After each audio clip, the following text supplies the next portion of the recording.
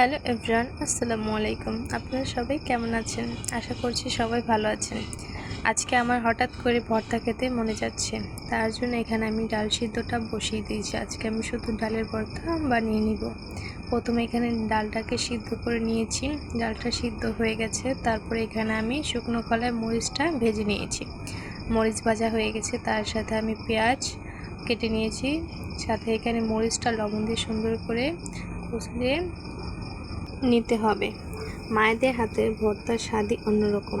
এখানে আমার শাশুড়ি ভর্তা বানাচ্ছে, দেখে কত লোভনীয় লাগছে, মনে হচ্ছে খেতেও খুবই মজা হবে। আমার তো এখনই জিভে জল এসে পড়েছে।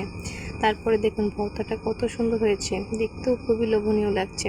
তারপরে আমি গরম গরম ভাত নিয়েছি। গরম ভাতের সাথে যে কোনো ভর্তা খেলেই খুবই ভালো লাগে। তারপরে এখানে ভর্তাটা মেখে নিচ্ছে। এখন আমি খেয়ে নিলাম। ভর্তাটা খেতে খুবই মজাদার ছিল।